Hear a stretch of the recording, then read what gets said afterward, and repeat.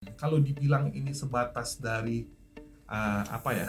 penetrasi dari kepentingan kelas kapitalis dalam rangka mengkonten, ya kan istilahnya gitu kan ya, mengkonten perlawanan, mungkin ada, tapi bukan sesuatu yang dominan di sana. Kalau ada capres yang bersedia berkonsesi, kan berarti dia bersedia untuk mencabut Omnibus Law atau merevisi Omnibus Law atau apapun yang sifatnya membatalkan prinsip utama Omnibus Law, yaitu menghilangkan perlindungan sosial terhadap kelas pekerja. Kita juga menempatkan diri kita sebagai internasionalis gitu.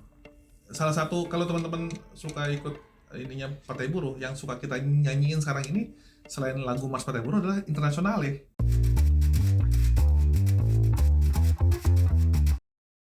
Halo teman-teman kontekstual, para conference sekalian. Hari ini kita kedatangan tamu yang luar biasa sekali, ideolog Partai Buruh ini ya. Makanya sebenarnya diundang sebagai teman, tapi datangnya pakai kaos partai. Sekalian sosialisasi. Jadi ya sekalian aja kita diskusikan ya, karena memang topiknya hari ini kita ingin ngobrol ya soal politik buruh di Indonesia ya, karena beberapa tahun terakhir ini kan kita memang melihat iklim yang nggak terlalu bersahabat buat buruh ya. Undang-undang Omnibus Law ya, kemudian ya berbagai undang-undang lain yang kalau kita lihat dikritik dengan sangat keras oleh teman-teman buruh gitu ya. Tapi kita lihat respon dari gerakan buruh justru bikin partai. Habis itu salaman sama calon presiden yang mendukung Omnibus Law. Nah, itu kan menarik. Jadi sebenarnya ada apa sih di balik gerakan buruh ini gitu? Apakah memang Partai Buruh ini lahir dari kesadaran buruh ya untuk kemudian menjadi kekuatan politik yang serius, atau justru ya ini bagian dari politik pengendalian dari ya kalau bahasa agak-agak buruhnya gitu ya, dari ya kelas yang berkuasa gitu ya. Selamat datang Bung Ridho. Nah ini ideolog Partai Buruh ya. Kemarin baru nulis semacam manifesto. Belum lah. Oh bukan ya. Artikel biasa aja. Posisi di Partai Buruh apa Mas Ridho? Ya, sebelumnya terima kasih Bung Sofyan udah memberikan ruang buat saya gitu. Siap. Jadi saya kebetulan posisinya pembantu sebenarnya gitu. Staf khusus kan ya? Saya ya staf khusus di bidang Departemen Ideologi dan Kaderisasi Partai sebenarnya. Namanya serem banget ya. Ideologi. Organisasi buruh ya. Kasih ada kesan itu kan. Harus ideologis ya, ideologi dan kaderisasi. Nah, hari ini kita ya karena langsung sama ideolognya, memang kan apa ya, kalau lihat Partai Buruh atau gerakan buruh sebenarnya ada banyak pilihan politik kan ya, tapi belakangan kemudian pilihan yang dipilih adalah partai, dan saya tuh kadang-kadang bertanya-tanya kenapa pilihan yang diambil itu. Nah kemarin baca tulisannya Ridho itu agak tergambar, oh begini tuh maksudnya gitu ya. Nah tapi sebelum itu biar podcast kita aman, kita tanya dulu. Partai Buruh apakah komunis? Untungnya enggak. Oh untungnya enggak. Ya soalnya kalau jawabannya ya kita mau berhenti di sini aja. Gimana tuh? Yang jelas agenda kita adalah, kita nyebutnya negara kesejahteraan ya, negara sejahtera itu, yang pada dasarnya sama seperti apa yang diperjuangkan gerakan buruh di negara Skandinavia, Eropa Barat, pokoknya negara kapitalis maju lah gitu. Yang pada dasarnya adalah mencoba untuk mendorong reformasi sosial ekonomi gitu. Walaupun kita tahu bahwa kapitalisme itu ya hampir bisa dikatakan begitu dominan, sekarang kita masih melihat bahwa ada ruang dalam kapitalisme yang bisa diperjuangkan untuk bisa mendorong perbaikan kualitas hidup kelas pekerja gitu. Membuat kapitalisme lebih manusiawi. Ya mungkin seperti itu untuk ininya ya, kalau pakai bahasa yang lebih abstraknya gitu. Tapi intinya pada dasarnya kita menekankannya bukan di sisi kapitalismenya, tapi ke sisi reformasi sosial ekonominya gitu. Karena kalau pakai mengutip pernyataan dari presiden kita ya, Said Hmm. Iqbal, kita bilang kalian boleh kaya gitu, tapi jangan memiskinkan. Oh, jadi presidennya Partai Buruh tuh Said Iqbal, bukan Joko Widodo.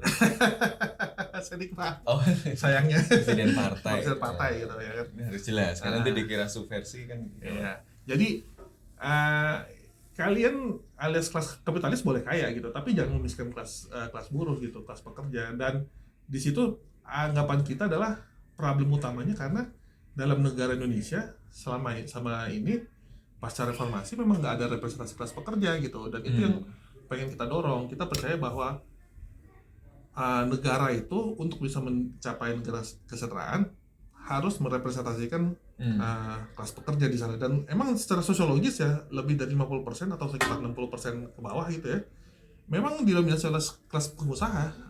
Sistem politik kita itu kita bisa lihat di mana latar belakang para anggota DPR itu kebanyakan pengusaha gitu. Dan itu yang akhirnya menjadi dasar bagi kita, dan momentumnya muncul ketika Omnibus Law kemarin 2020 ya, itu menunjukkan bahwa betapa mudahnya agenda politik anti kelas pekerja itu dimenangkan gitu. Dan prosesnya itu begitu cepat, hanya 9 bulan itu kan. Kan?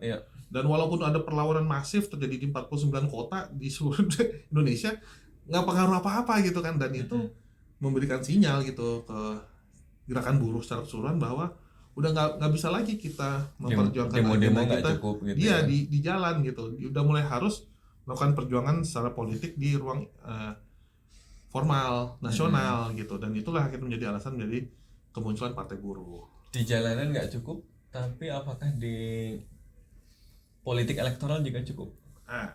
Kalau Bukankah justru banyak yang kemudian nanti meragukan gitu ya, kalau sudah jadi partai biasanya kemudian ya jadi terikat oleh ya politik elektoral kan, jadi perjuangan untuk memperjuangkan kepentingan kelas pekerja kan jadi terlupakan gitu kan. Ya emang ada ketakutan itu sih, cuman buat kita salah satu hal yang selama ini yang bisa kita kendalikan faktornya adalah faktor dari latar belakang sosial para caleg yang kita usung gitu. Kita mengupayakan caleg yang kita usung memang berasal dari kelas pekerja itu sendiri. Makanya kalau dilihat rata-rata profil calegnya berasal dari kelas pekerja gitu, dari sopir Gojek, pembantu rumah tangga, petani, buruh, miskin kota, berbagai macam identitas sosial yang sifatnya berasal dari posisi kelas bawah sebenarnya. Mungkin kalau yang kayak saya gitu ya, yang buruh akademik, yang lagi studi doktoral, mungkin saya sendiri kali ya gitu ya, kalau amatan sekilas saya gitu. Jadi posisi sosial yang dominan di dalam pencalekan itu adalah kalangan kelas menengah bawah, kelas pekerja gitu, dan itu setidaknya menjadi indikator penting bahwa mereka muncul secara genuine dari kelas sosial yang memang selama ini dipikirkan. Yang kedua adalah kita mengupayakan kampanye kita untuk nggak memakai politik uang, karena kita ngelihat bahwa salah satu hal yang membuat kenapa agenda politik itu nggak bisa independen, nggak bisa otonom, terlepas dari berbagai macam kepentingan yang sifatnya menggerogoti agenda demokrasi dan politik, adalah uang itu sendiri gitu. Jadi benar-benar kita mengupayakan kampanye ini terbebas dari uang besar gitu. Saya sendiri merogoh kocek saya sendiri gitu, yang kadang-kadang aduh ini makan bulan depan gimana gitu kan, dan buat bulanan aja kan. Iya gitu ya kan, dan itu juga berlaku ke banyak caleg gitu. Dan saya pikir kalau kampanyenya dilakukan secara terbebas dari politik uang, setidaknya itu juga menjadi dasar ketika kita udah terpilih, kita nggak lagi punya ketergantungan gitu. Karena kan problem salah satu hal yang kita identifikasi kayak kasus korupsi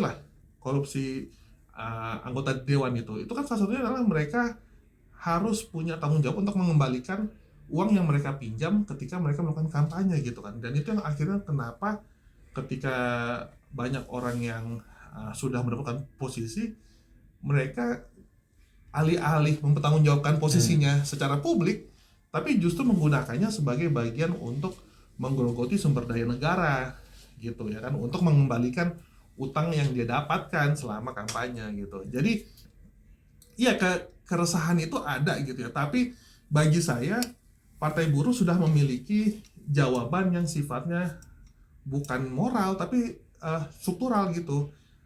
Kita muncul pertama kali calegnya berasal dari kalangan kelas pekerja itu sendiri, itu yang pertama, dan itu harapannya adalah karena berasal dari kelas pekerja, kecenderungan untuk keterikatan dengan kelas bawah tinggi jadinya kan, karena ya mereka bagian, kalau pakai bahasanya Bourdieu ya, habitusnya itu sendiri gitu kan, gitu. Tapi kemudian diiringi lagi dengan ya kita menolak politik uang, gitu. Karena politik uang, walaupun kita tahu nggak ada politik yang di Indonesia ini yang bebas dari politik uang ya kita menolak itu. Jadi yang kita upayakan adalah ya kapasitas mobilisasi kita sendiri gitu, yang sifatnya fisikal, jaringan dan lain-lain gitu.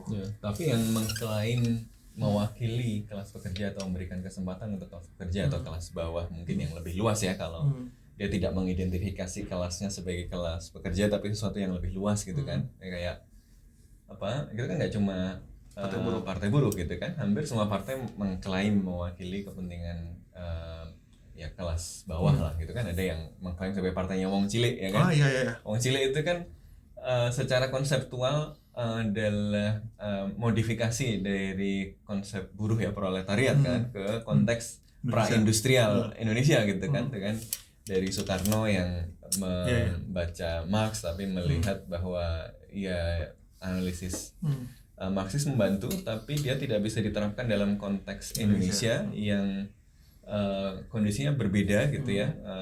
Kelas yang tertindas sebagian besar masih memiliki alat produksi tapi kecil gitu ya, tapi mereka dipinggirkan oleh sistem kolonialisme dan imperialisme gitu kan. Lalu konsep itu kan yang kemudian lebih populer, lebih banyak digunakan kan di Indonesia gitu ya, alih-alih cuma buruh, tapi tidak hanya buruh, tapi buruh itu adalah bagian dari komunitas yang lebih besar, Wong Cilik itu. Jadi kalau ada yang mengklaim merepresentasikan Wong Cilik kan ya sudah merepresentasikan itu Mas, juga gitu. Yang menarik adalah dalam konteks partai buruh kita nggak pakai retorika itu gitu. Dalam arti begini.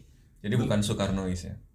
Tentu kita mendukung agenda keberpihakan ala Soekarno gitu. Tapi yang dilakukan oleh PDIP kan sebenarnya adalah dia mengklaim menggunakan politik berpihak kepada masyarakat kecil gitu. Tapi sebenarnya tidak. Ya karena secara empirik sudah dibuktikan komposisi kelas dari para caleg didominasi oleh kalangan pengusaha gitu ya kan.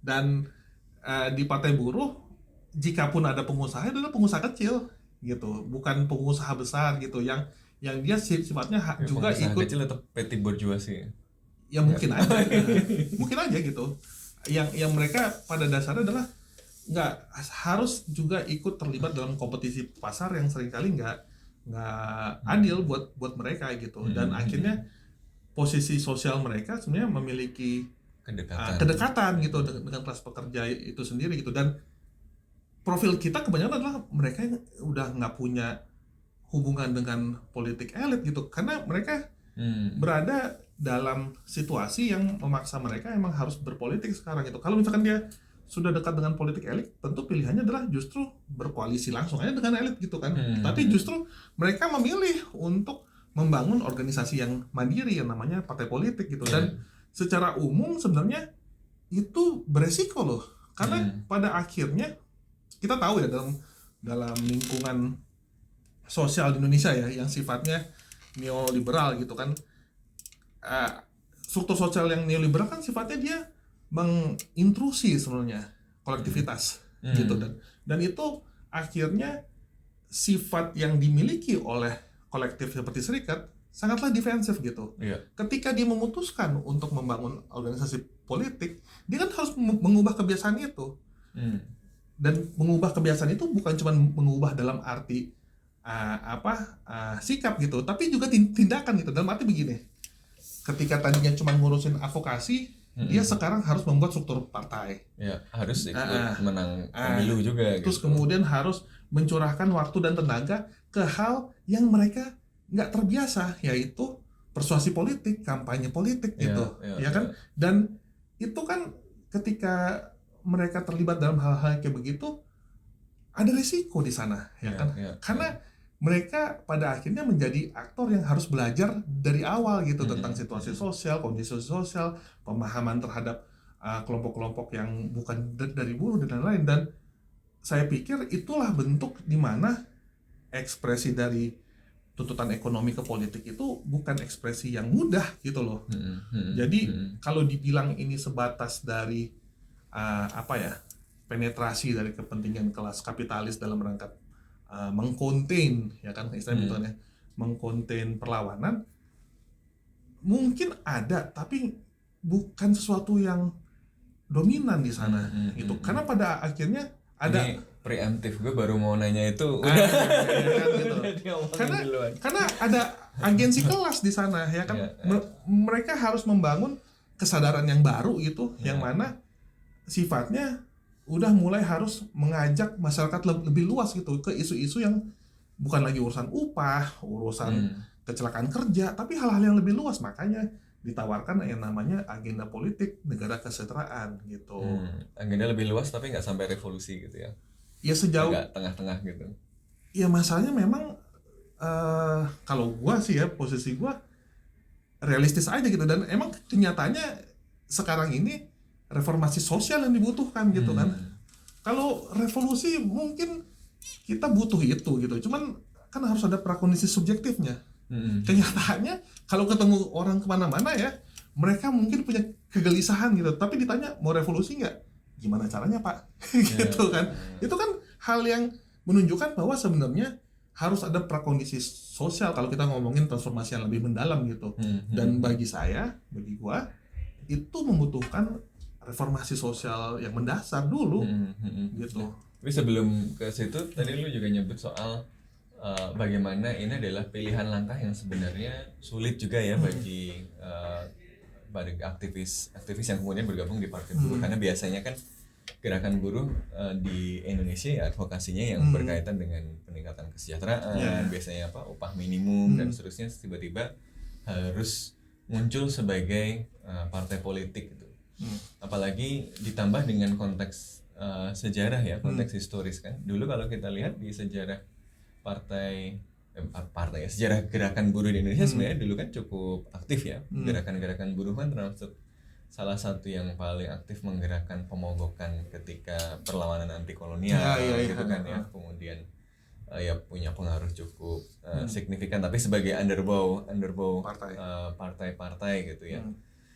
Tapi kemudian setelah 1965 karena diasosiasikan dengan partai yang terlarang, kemudian cukup hilang, lalu dikorporatisasi oleh negara gitu kan, jadi SPSI, kemudian diasosiasikan dengan Golkar ya, SPSI kan, baru kemudian setelah reformasi muncul lagi, tapi itu pun muncul juga jadi banyak asosiasinya juga dengan gerakan yang beragam kan ya, dengan macam-macam tendensi politik, bahkan ada yang macam-macam partai juga, tapi dengan adanya Partai Buruh kan ya ini gimana nih yang udah terlanjur ada nih gitu kan.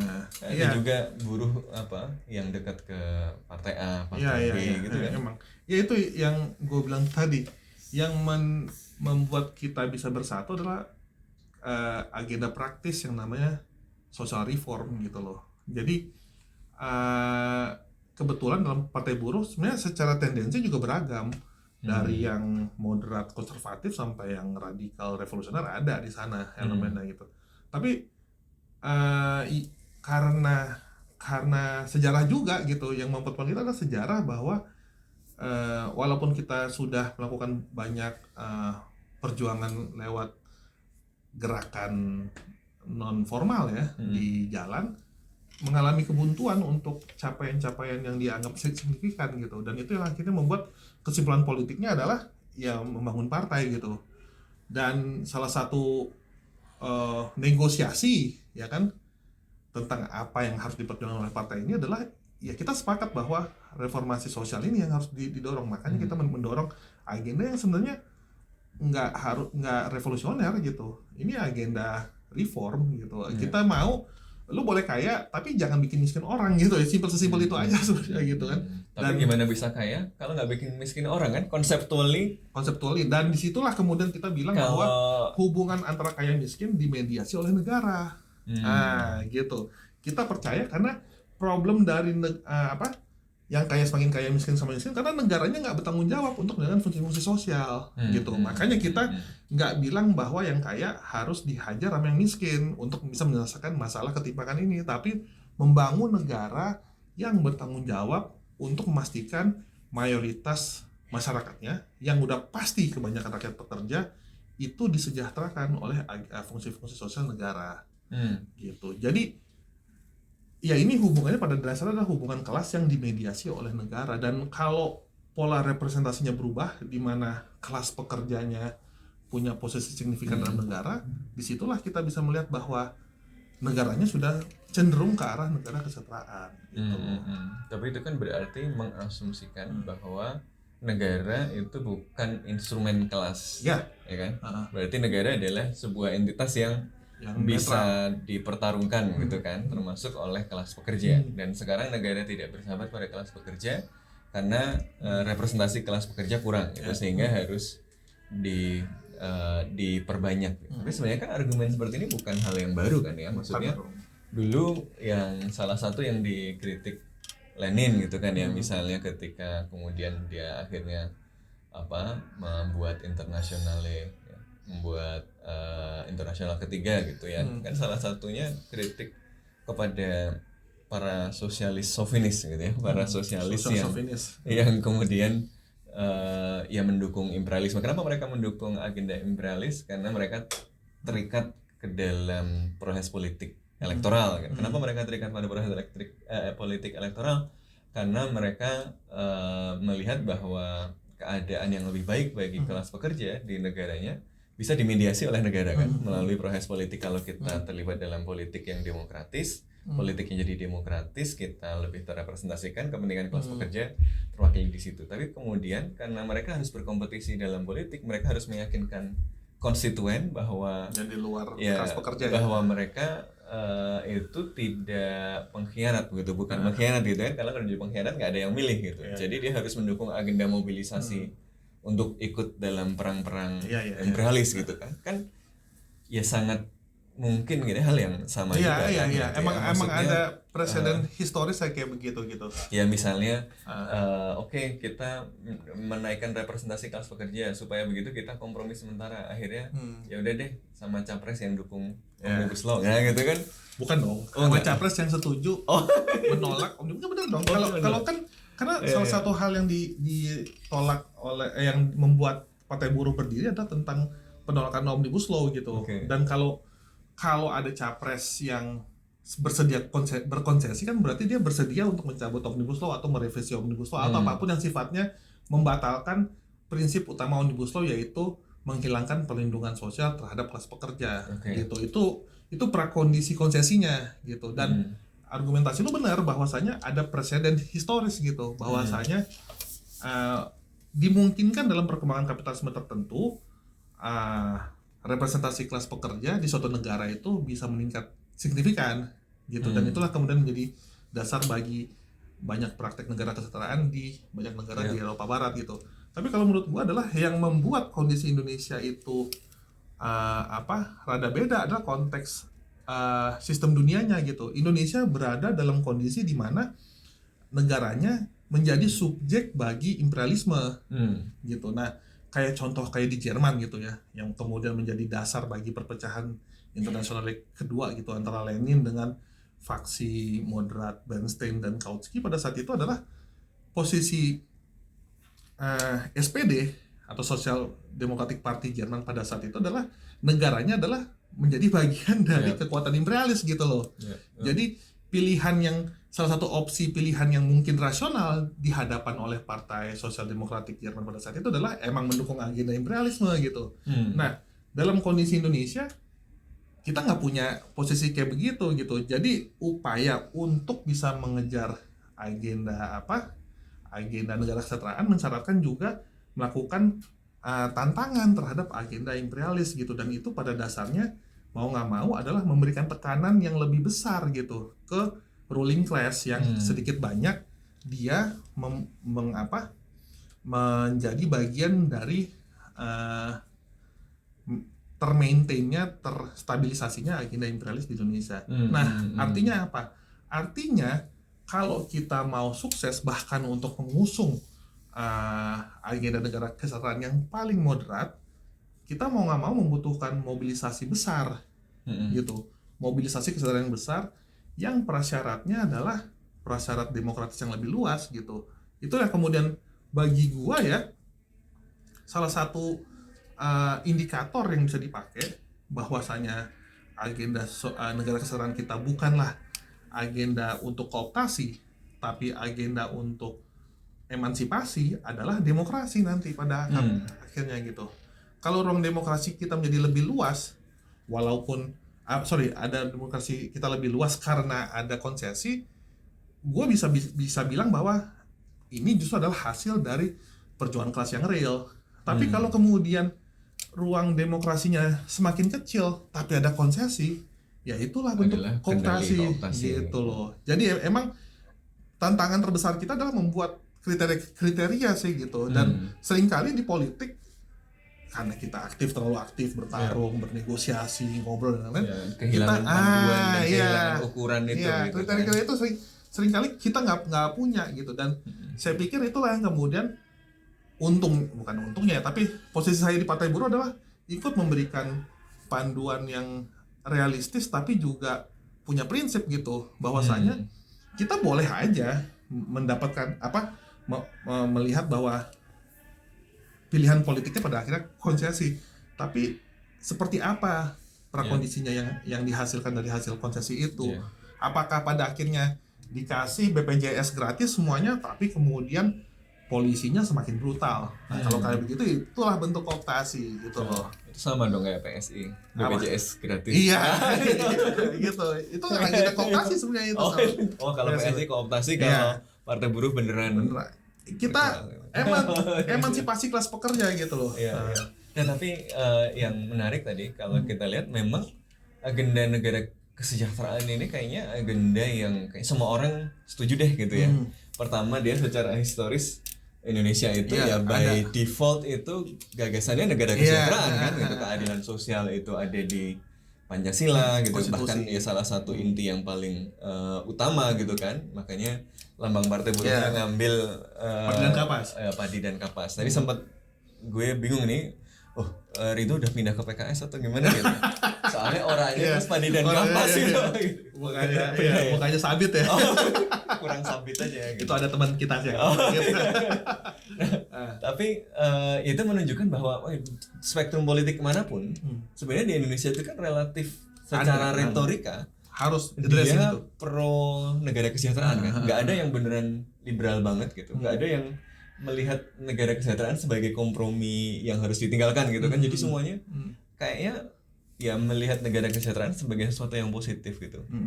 Tapi ya berarti apa yang membuat negara kesejahteraannya Partai Buruh beda gitu?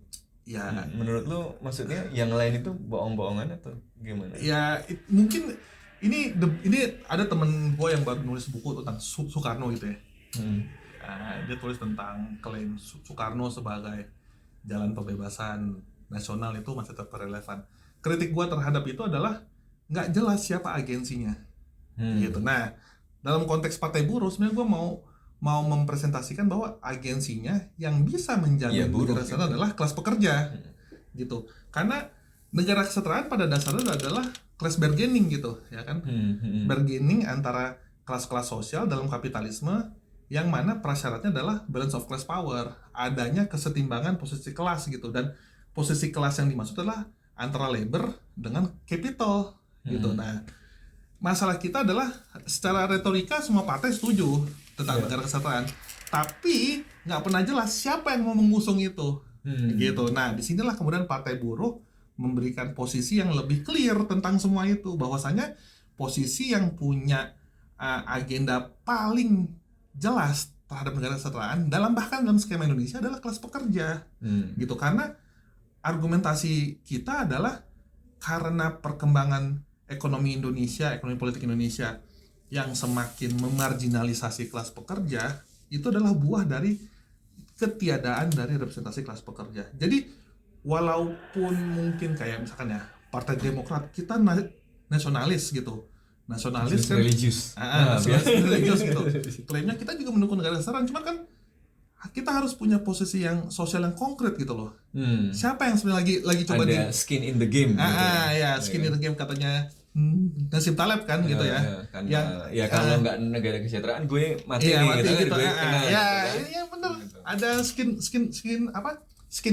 Skin of the game apa skin in the game? Skin in the game ya.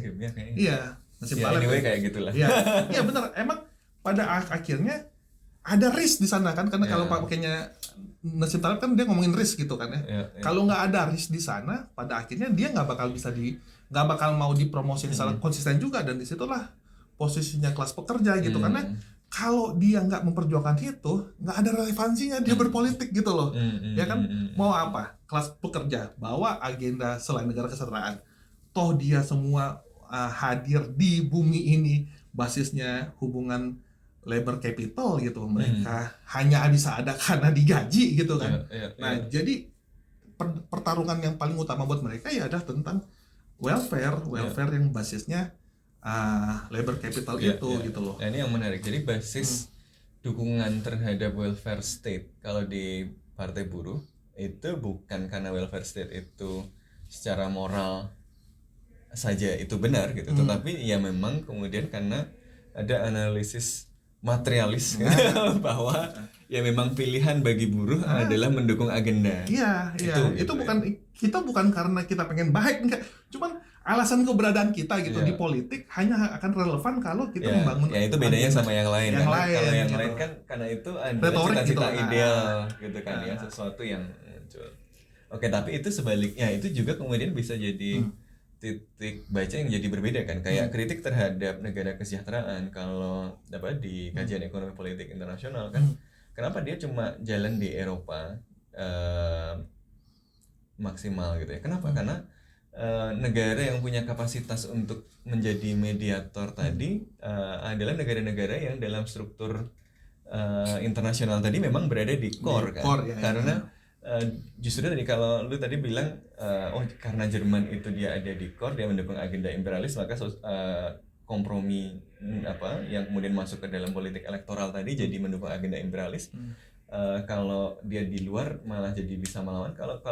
Kalau dibaca dari kacamata yang lain sebenarnya justru bisa lebih parah lagi nggak sih kalau di pinggiran gitu, kalau di periferal justru daya tawar dalam bargaining lebih kecil lagi, sehingga lebih mungkin untuk jadi korban kooptasi daripada di negara maju kan. Kenapa kalau misalnya gini, welfare state kan banyak dikritik kayak sama Bambra ya, Gurminder Bambra kan, misalnya dia bicara welfare state itu sebagai manifestasi ameliorasi nasib kelas pekerja yang itu diperoleh dari surplus eksploitasi terhadap negara perifer kan. Jadi welfare state itu hanya mungkin ketika ada eksploitasi terhadap periferal gitu, yang kemudian sebagian konsesinya dikasih ke kelas pekerja di negara maju dengan memeras keringat ya kelas pekerja di negara perifer. Maka ketika terjadi dekolonisasi, ikatan itu agak terganggu, maka kemudian welfare state turun kemudian mengalami neoliberalisasi gitu loh. Jadi ya kalau di Eropa saja dia ditopang oleh relasi kolonial gitu ya, sehingga memungkinkan konsesi negara. Nah ini kan berarti lebih rentan lagi nih kalau di negara periferal gitu kan, maksudnya oligarkinya aja oligarki komprador gitu, yang kerjaannya yang penting menguasai akses sumber daya, setelah itu hubungan ekstraktifnya ke internasionalnya cuma nyuplai bahan mentah doang. Ya itu jadi kesadaran umum di Partai Buruh sebenarnya. Makanya salah satu hal yang menarik di Partai Buruh adalah kita juga menempatkan diri kita sebagai internasionalis gitu. Salah satu, kalau teman-teman suka ikut ininya Partai Buruh, yang suka kita nyanyiin sekarang ini selain lagu Mars Partai Buruh adalah Internasionale. Oh, masih internasional ya? karena perjuangan buruh itu versi Ki Hajar Dewantara, versi siapa? Versi gue pikir masih versinya Ki Hajar, tapi poinnya begini. Poinnya adalah gerakan buruh ini di Indonesia juga mengakui karakter internasionalisnya gitu. Jadi dan itu ya kenapa gua bilang Partai Buruh juga melihat bahwa perlu ada kalau kita ngomongin reformasi sosial di Indonesia, perlu ada reformasi infrastruktur keuangan internasional gitu. Reformasi ekonomi politik internasional, karena kita nggak, misalkan simpelnya begini deh, kita mau ngomongin independensi mata uang, tapi sistem keuangan kita masih sangat liberal gitu loh. Liberal karena itu adalah buah dari liberalisasi keuangan yang diimposisi oleh IMF tahun 1998 gitu. Adalah nggak masuk akal kalau Partai Buruh mau bangun kemandirian ekonomi tapi nggak melakukan kritik dan evaluasi terhadap posisi liberalisme seperti itu gitu. Dan di kalangan kita internal kita sudah mengakui itu, bahwasanya itu perlu ada pemeriksaan lagi gitu, dan agenda itu harus didorong. Problemnya kan kemudian adalah karena masalah depolitisasi ya, hal-hal kayak begitu seringkali nggak bisa segera untuk dibicarakan gitu loh. Yang bisa kita bicarakan secara langsung adalah yang konkret aja gitu ya. Makanya kita akan banyak berbicara tentang masalah BPJS kita apa sih gitu ya. Ternyata masalah BPJS kita walaupun ada masalah yang suka dibilang PS itu ya, ada orang nggak bisa dapat BPJS karena nggak ada yang bayarin ya. Masalah antri, orang udah dapat BPJS ya, tapi kita harus ngantri 5 jam, 3-5 jam untuk bisa mendapatkan akses pelayanan, ya kan? Nah, di Partai Buruh kita ngeliat itu harus diubah supaya antrinya jadi 30 menit. Prasyaratnya adalah harus ada investasi tambahan biaya untuk administrasi, suster, dokter, gitu loh. Tapi itu butuh negara yang mau mengalokasikan sumber daya untuk itu gitu kan. Gitu loh. Dan hal-hal kayak begitu lebih masuk akal ke konstituen dibandingkan kita harus ngomongin reformasi IMF gitu yang sangat makro, dan emang bener dia punya determinasi terhadap sistem kita yang ada. Tapi secara kampanye itu akan mempersulit kita juga untuk bisa memberikan penjelasan yang ketinggian gitu. Akhirnya kita dituduh fafifu wasfesos deh gitu. Dakik-dakik menurut gue. Dakik-dakik gitu. Padahal kan problem pemilu. Tapi kan bukannya biasanya yang suka pakai kacamata buruh, kelas buruh itu kan begitu memang. Daki-daki gitu. Enggak, ya ini untungnya di kampus kan begitu. Iya, di kampus begitu masalahnya. Tapi di kita emang ya ini aktivis buruh yang banyak di Partai Buruh praktis aja semuanya gitu. Apa yang ada di hadapan mereka itu yang harus dijawab, dan disitulah pentingnya banyak elemen intelektual dalam Partai Buruh. Dan itu menjadi salah satu alasan kenapa supaya yang praktis ini tetap berkaitan dengan karena dia besarnya. Untuk bisa memberikan penjelasan yang lebih makro terhadap problem praktis ini kan tentu butuh sumber daya juga kan, harus banyak orang juga yang bisa mendukung agenda-agenda itu. Dan disitulah kemudian di Partai Buruh ya kita juga mendorong sebanyak mungkin intelektual kritis untuk terlibat dalam proses yang ada dalam Partai Buruh, karena pada akhirnya kita nggak bisa melepaskan dinamika domestik dengan internasional karena semuanya saling terkait gitu. Dan untungnya dari struktur kepemimpinan yang ada mengakui itu, kita adalah partai internasionalis gitu. Dan ini saya pikir khas Indonesia, karena kan nasionalisme Indonesia berada di Taman Sari internasionalisme gitu kan gitu. Jadi kita sebenarnya adalah merevitalisasi kembali prinsip-prinsip kebangsaan yang pada dasarnya sudah ada termaktub dalam sistem politik kita gitu loh. Menggali kembali nilai-nilai luhur bangsa gitu. Masalahnya adalah kenapa kita nggak mau, seringkali cara itu menjadi justifikasi untuk kooptasi kan gitu, dibandingkan sebagai alat untuk merevitalisasi semangat hidup kolektif yang lebih baik bagi kita semua yang namanya tapi tanda tanyanya kan kemudian apakah ini memang akan menjadi alat emansipasi atau yet another mekanisme kooptasi kan, dan ya tentu kita akan tunggu nanti. Tapi yang menarik buat gue dari penjelasan lo adalah ya tadi daripada mendorong atau melakukan sesuatu yang tidak realistis terlalu panjang, lihat yang konkret yang bisa dirasakan tadi gitu ya. Makanya agendanya juga bukan agenda yang gimana-gimana, tapi ke welfare state gitu ya, negara kesejahteraan yang lebih konkret. Nah, ini jadi nyambung sama tulisan lu yang soal politik material sebagai politik kelas itu gitu kan ya. Bisa elaborasi lebih jauh ini sebenarnya material politics ini bukan ide gua gitu. Itu adalah argumen yang muncul dari dua sosiolog Amerika Serikat, dua sosiolog Marxis Amerika Serikat yang namanya Robert Brenner sama Dylan Riley gitu. Mereka nulis bikin namanya tesis tentang politik Amerika sebenarnya gitu. Dia mau mencoba mengcapture perkembangan politik Amerika sekarang, khususnya pasca 90-an gitu, yang sebenarnya dalam anggapan mereka itu sangat sensitif terhadap material demand. Ini maksudnya permintaan kesejahteraan. Iya, social improvement, higher wage, social security dan lain-lain gitu. Penjelasannya apa? Nah, mereka menggunakan kerangka yang namanya material politics gitu, bahwasanya ada social demand di masyarakat Amerika yang percaya bahwa material improvement itu dimungkinkan dalam kerangka private property relation yang ada pasar, gitu, gitu. Kerangka politik yang ada yang sifatnya sangat elitis, dan itu dibuktikan gitu karena setiap masa kampanye antara Demokrat dengan Republikan, kedua partai ini sangat kompetitif untuk memperjuangkan agenda-agenda material gitu loh. Gitu loh, walaupun dengan caranya masing-masing ya. Tapi Republikan itu kan ini tax malah ya, justru cuman kalau tax cut gitu. Ya makanya dan dibilang dengan cara masing-masing gitu.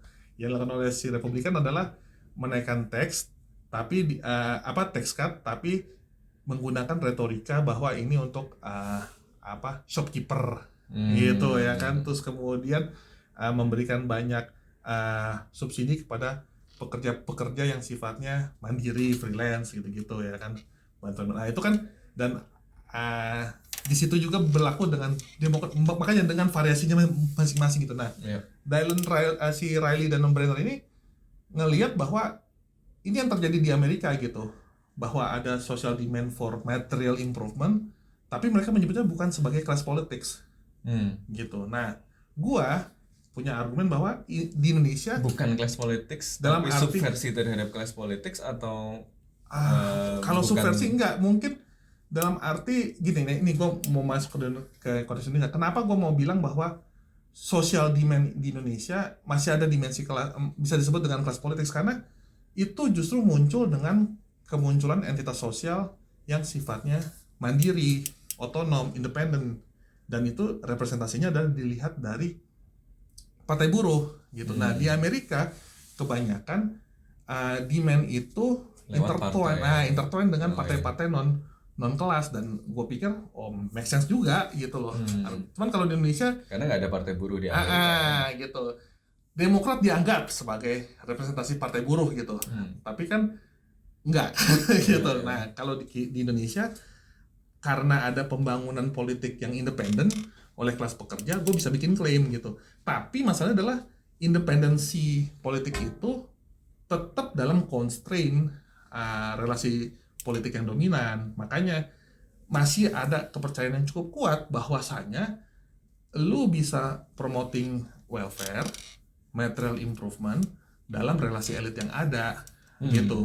Itulah kemudian menjadi kontradiksinya gitu loh ya kan. Dalam pandangan gua ya, kontradiksinya, dan gua pikir itu bisa menjelaskan kenapa di satu sisi kita sangat mengupayakan welfare state dengan agenda yang pro buruh, tapi di sisi lain kita mau nggak mau harus tetap membangun komunikasi dengan elit gitu.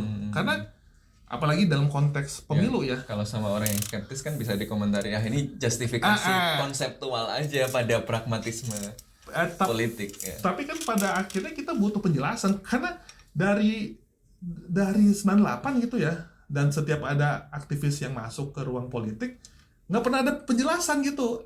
Argumentasi lu apa sih gitu loh. Nah, gue pikir gue nggak mau bilang terobosan, tapi dengan kita punya argumen, setidaknya kita punya kriteria gitu loh. Kita punya panduan mengenai apa yang lagi kita lakukan sekarang gitu, dan apa yang harus didorong, capaiannya seperti apa, dan kira-kira ancamannya seperti apa gitu kan. Kan dari dinamika kayak gini kan kita jadi tahu gitu loh. Kita mungkin mau nggak mau tetap akan bernegosiasi dengan kalangan elit gitu. Tapi di situ harus kita pastikan negosiasi dengan kalangan elit punya implikasi langsung ke politik kelas nggak gitu. Dan batas-batasnya apa? Gitu. Jadi implikasi ke politik kelasnya itu kan. Jadi emang mungkin bisa dibilang sebagai ngeles gitu. Iya. Oh iya kan ngeles gitu. Cuman kan kalau ini karena mungkin background gua sebagai social science gitu ya. Pada akhirnya setiap praktek harus bisa dijelaskan secara koheren dulu gitu kan. Karena kalau enggak kita nggak punya alat untuk bisa memeriksa praktek itu sendiri. Gitu. Jadi harapannya dengan kita punya analisa, setidaknya kalau kita kabrut kita punya penjelasan sebelumnya, di sanalah kita memeriksa apakah kita benar, salah, tepat, kurang gitu loh. Gitu. Tapi dan itu semua tadi berada pada asumsi bahwa negara adalah ruang yang terbuka atau setidaknya bisa dibuka untuk tadi mendorong kepentingan kelas pekerja tadi gitu kan. Jadi tidak sepenuhnya instrumen kelas yang berkuasa tadi gitu.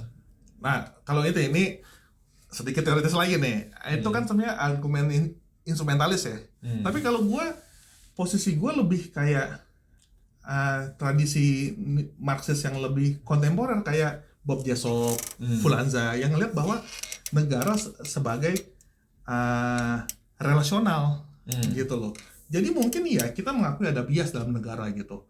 Makanya nggak mudah untuk memperjuangkan agenda-agenda kelas di sana, dan kecenderungannya secara otomatis ya paling yang mungkin adalah agenda politik kapitalis gitu. Tapi dalam momen-momen tertentu dimungkinkan juga kita untuk shaping agenda gitu.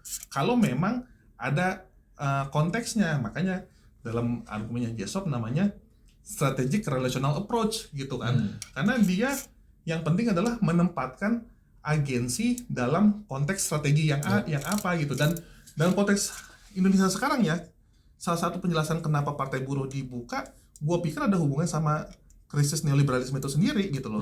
Kan banyak sekarang ini ya terjadi di mana-mana. Neoliberalisme mengalami krisis dalam arti agenda pasar sudah mengalami pertanyaan ya. Tapi agenda alternatif di luar pasar juga orang juga nggak kebayang. Iya, nggak kebayang gitu kan. Jadi yang mereka bisa lebih mudah membayangkan kiamat iklim daripada kiamat kapitalisme gitu kan. Dan itu yang akhirnya membuat kelas berkuasa juga harus mulai membuka banyak opsi tentang kekuasaan mereka, dan salah satunya adalah membuka ruang untuk aspirasi buruh gitu. Dan itu kan terjadi di Amerika ya. Kalau lo ikutin tentang New Deal ya, Green bukan New Deal, New Washington Consensus sebenarnya gitu, yang pada intinya adalah mereka mengakui bahwa neoliberal economics yang trickle down economy itu tidak bekerja, udah nggak bekerja. State harus mendorong agendanya sendiri gitu.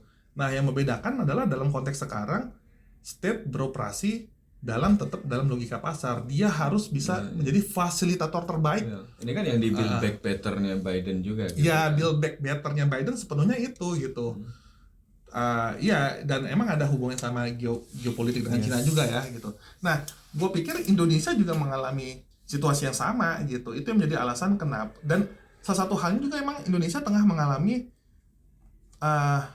kelas berkuasa Indonesia tengah memilih untuk mendorong industrialisasi juga gitu. Dan agenda industrialisasi di mana-mana mensyaratkan adanya korporatisme ya kan, karena kelas pekerja menjadi faktor produksi yang penting kan dalam mendorong agenda industrialisasi gitu. Dan disitulah argumentasi lu bahwa ada potensi kooptasi relevan, tapi kemudian nggak mencukupi menurut gua. Kita juga harus melihat bahwa seberapa strategiknya kelas pekerja menyikapi situasi ini gitu. Dan ada agensi gitulah. Di situ, dan lu menganggap bahwa agensinya terbukti dari pembentukan bahwa partainya dibuat sendiri, bahwa yang datang di situ itu memang orang-orang yang datang dari kelas gitu. Dan pekerja sendiri. Disitulah gua mungkin sangat optimistik sekali. Enggak, gua melihatnya politik sebagai strategi yang relasional gitu loh, sangat kontekstual. Makanya bagus, sangat kontekstual. Ya kan? Makanya dia syaratnya adalah ketika masuk kita harus punya kesadaran politik yang strategis juga, harus ada insight, bukan cuma idealisme tapi juga apa analisanya, apa argumentasi. strukturalnya. Sosialisme harus ilmiah. Nah, tinggal Iya. tinggal nambahin jenggot aja ya.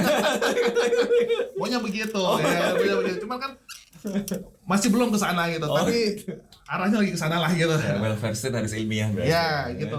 Karena gue juga kesel juga gitu, misalkan kayak pengalamannya si Budiman gitu.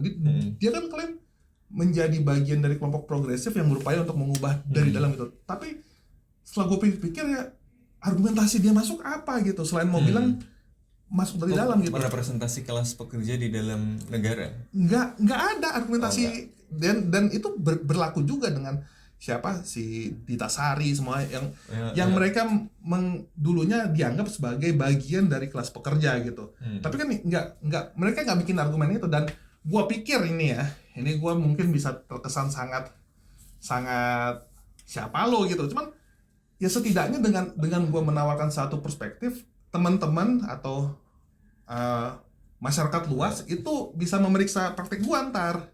Gitu loh. Praktek jadi ini bukan, bisa jadi dalih, tapi bisa juga jadi cara orang menilai lu bener atau enggak. Iya gitu. Makanya saran gua adalah kalau gua nulis dibaca.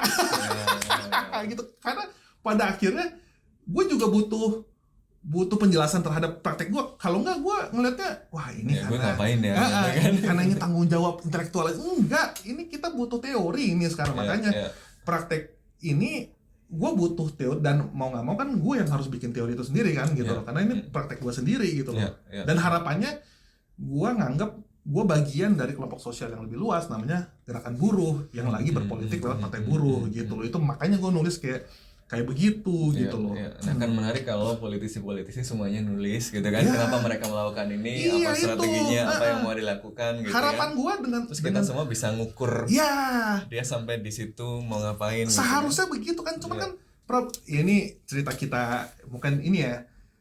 Banyak teman-teman kita juga dulu yang dulu di FISIP UI gitu yang mereka udah punya yang ngomong FISIP UI orangnya juga ya. Iya. Banyak teman-teman ketika gua ketemu sama mereka ngomongin politik tuh bener-bener sekedar game aja gitu loh.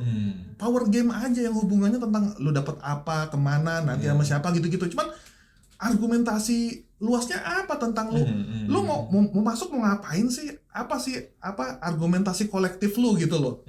Lu dengan lu itu apa implikasinya ke pembangunan politik yang sifatnya kolektif, selain juga tentu adalah hubungannya dengan self interest lo ya gitu. Cuman kan pada akhirnya ke sono, dan ini sebenarnya bukan hal yang, nah ini gue mau bilang ini bukan hal yang baru di kita. Zaman zaman founding father kan sebenarnya begitu kan. Semua urusan politik mereka yang sangat self interest itu harus dihubungkan sama problem common goods gitu loh. Kalau bahasa Pancasilanya, bahasa P4-nya adalah meletakkan kepentingan pribadi dalam kepentingan umum dan kepentingan.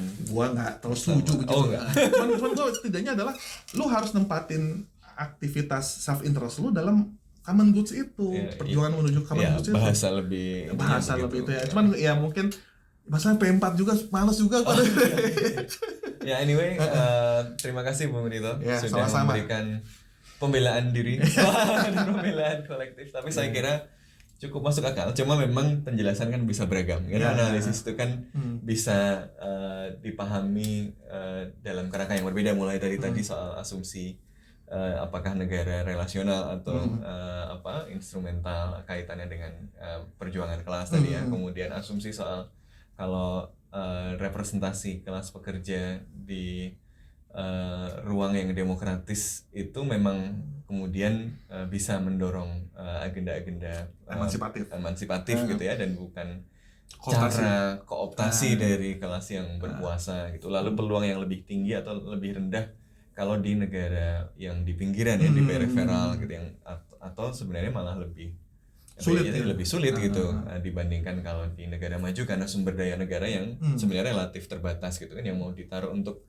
ngasih BPJS yang pelayanan lebih baik, duit dari mana gitu kalau komoditi boom selesai. Relasi kita masih menyediakan sumber daya alam ekstraktif yang nilainya makin rendah kan, jadi duitnya mau ditaruh yang untuk ke negara kesejahteraan juga sulit gitu kan. Tapi hal-hal itu tentu nanti akan terjawab kalau terpilih. iyalah. Ya kalau pilih dong. kalau ya kita lihat perjuangannya perjuangan seperti gimana apa gitu. gitu ya. Ya semoga terpilih sih. Ya, Kalau enggak, ya ya kalau dia harus ngomong begitu. Ya, kalau kita platform kita Ngasih ruang aja. Kita silahkan ya. Anda bisa menilai apa Anda percaya Iya. dengan Ridho atau enggak gitu ya. Tapi semoga sukses. Ya, terima kasih Wan. Apapun langkah yang diambil dan semoga memang jalan perjuangan yang Ya, dipilih insya itu Allah. dipilih dengan penuh ya, kesadaran gitu ya, luar makasih biasa ini. Terima kasih. Ya. Ada kata-kata penutup Apa?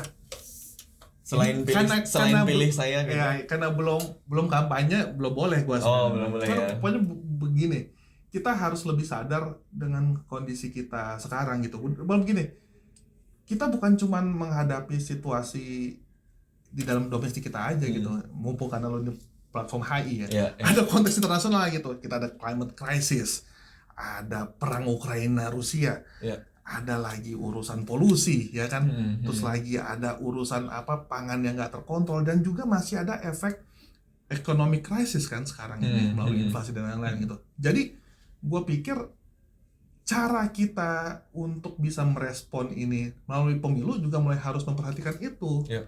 Gitu. Kita harus mulai lebih serius melihat situasi kita secara kolektif gitu. Jangan melihatnya ini hanya sekedar upaya kita bisa survive di jangka waktu pendek. Enggak. Kalau kita nggak bikin pemahaman yang serius terhadap situasi sekarang, tanggung jawab kita terhadap generasi ke depan jadi nggak bisa direalisasikan gitu. Karena masa depan kemanusiaan menjadi pertaruhan, dan gua pikir pemilu Indonesia seharusnya membicarakan hal itu gitu. Dan harapan gua dengan gua mengintervensi adalah ini bisa menjadi pembicaraan publik gitu, supaya ketika nanti lu mau milih siapa ya, capresnya siapa, lu bisa nanya ke mereka, lu mau ngapain sih dengan berkuasa nanti gitu di tengah semua hal ini gitu loh. Jadi di tengah macam-macam krisis gitu ya. Gitu. Polikrisis kalau adanya Adam Tooze ya kan gitu. Polikrisis ini kita mau ngapain sih gitu loh. Dan gue pikir power itu penting sekarang gitu. Setiap orang punya power karena demokrasi itu ya, one man one vote itu. Dan kita juga mulai harus bertanggung jawab terhadap problem yang meluas ini gitu. Dan ya kalau lu nggak suka sama gue, sok lah gitu, tapi setidaknya jawab pertanyaan ini. Karena masalahnya ini self interest gue punya anak gitu ya kan, 2 anak yang kemudian kalau ini nggak diadres sekarang, implikasi kedepannya kita juga nggak tahu, dan udah pasti bakal lebih buruk gitu loh. Jadi ya mungkin itu juga sedikit, ini self interest gue juga supaya anak gue bisa hidup lebih baik gitu. Tapi self interest itu kan selalu bagian dari kepentingan gitu. Ya. Jadi mungkin itu aja sih Wan. Selain yang tadi ya, coblos nomor tit.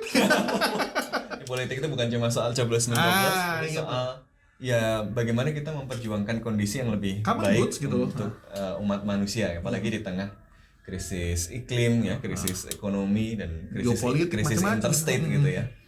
Terima kasih, makanya harus pantau terus biar lebih paham kontekstual dan macam-macam produk kita, termasuk podcast bebas aktif dan sekarang pikiran. Terima kasih Bung Rito. Terima kasih Wan. Sukses terus. Thank you Bro. Lancar. Ya.